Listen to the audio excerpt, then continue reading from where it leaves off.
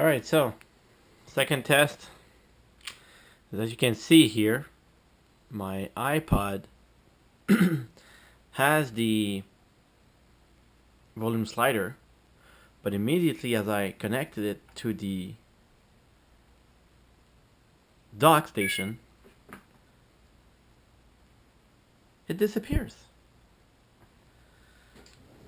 And with the volume adjustment button, it won't work. So I can't adjust the volume anymore. So I can click play, but it's muted. I disconnect it.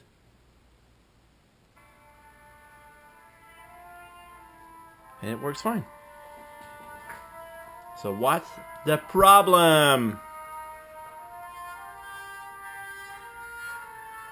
Anybody can help?